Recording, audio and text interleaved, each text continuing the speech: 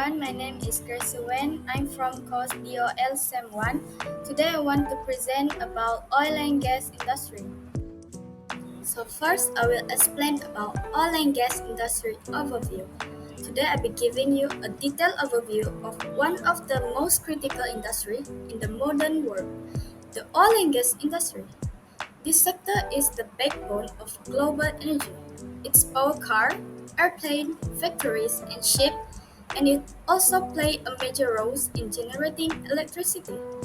Quite simply, our daily life, from transportation to heating, from packaging to plastic, will look completely different with the oil and gas. I guess most of the people will asking what is the oil and gas industry.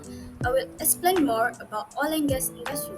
The oil and gas industry handles the full life cycle of this natural resource, from exploring and extracting them from deep underground to refining them into usable products, and finally transporting and selling them across the world. It provides energy for vehicles, heating systems, power plants, and industrial processes.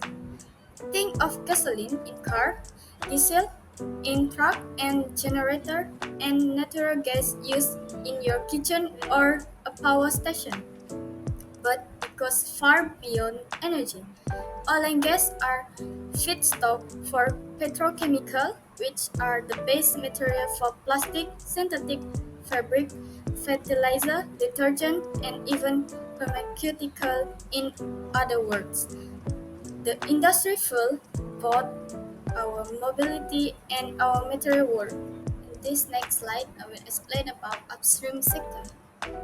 The upstream sector is where everything begins. It starts with exploration using geology, seismic survey, and satellite data to locate underground or undersea reserves.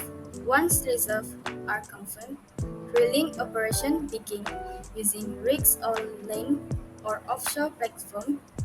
This phase is capital intensive and technologically demanding, often requiring deep water drilling, horizontal drilling, or hydraulic factory. Key players include supermajors like ExxonMobil, Shell, Chevron, as well as national oil companies or NOCs like Saudi Aramco and Petrobras, which often control the largest reserve. Upstream is risky but essential. Without exploration and production, there will be no oil or gas to process or sell. Next is the midstream sector, which ensure oil and gas are safely and efficiently transported from field to refineries and market. Pipelines are the most common way, offering efficient and safe transport of land for global trade, oil tanker, and LNG carriers. Ship massive volumes across ocean. Truck and trains handle smaller domestic deliveries.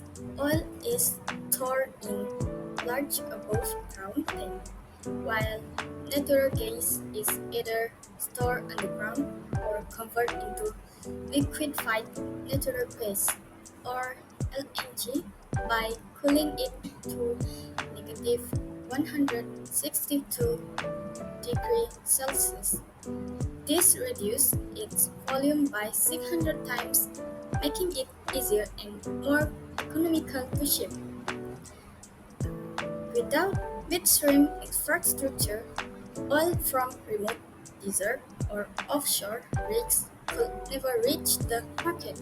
Next is the downstream sector, brings oil and gas to their final usable form. Crude oil is refined through a process called fractional distillation, where it's separated into different components based on boiling points. These components include gasoline, diesel, jet fuel, kerosene, lubricants, and more.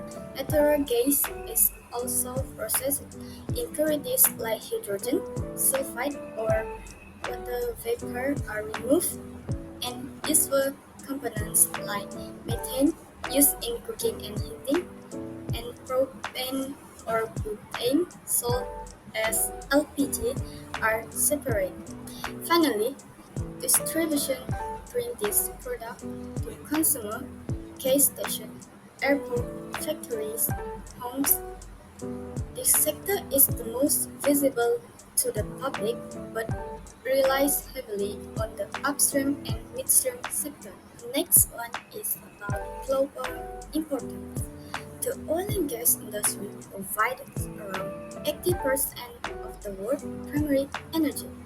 While renewables are growing, oil and gas still dominate the energy landscape. But beyond energy, petrochemicals are used in electronic, agriculture, clothing, packaging, cleaning products, and even medicine. For many countries, this industry is a major economic driver. For example, in Saudi Arabia, Nigeria, or Russia, oil and gas exports make up a significant portion of GDP and government revenue. It also underpins global logistics. Airplanes and trucks would cling to a halt without fossil fuel, so any disruption in this industry sends ripple effect throughout the global economy. Next is economic and political impact. Oil and gas are deeply tied to global economy and politics. When oil price rise, it affects everything from transport costs to grocery price driving inflation, but when prices fall, it can devastate oil producing nations and depends on export revenues. OPEC, the Organization of Petroleum Exporting Countries, play a powerful role by coordinating production level among members like Saudi Arabia, Iran, and Venezuela. It can influence global oil prices. Geopolitical events such as the Russia-Ukraine war, tension in the Middle East, or even sanctions can cause supply disruption and price spikes. A famous example like 1973 oil crisis when OPEC imposed an oil embargo leading to fuel shortage and economic shock worldwide. Despite its importance, the oil and gas industry faces major challenges. First one is price volatility. Oil prices are extremely sensitive to events like wars, pandemics, or economic slowdowns.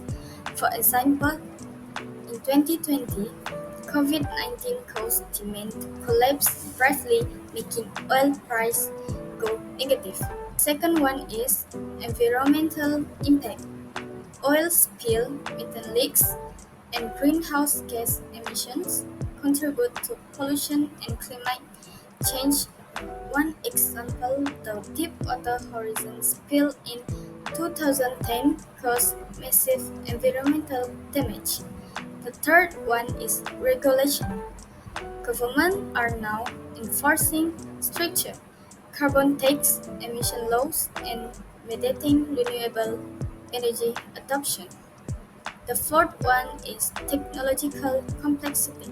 Assessing rivers in deep ocean or shale formation require cutting-edge technology like robotics, AI, and advanced drilling systems.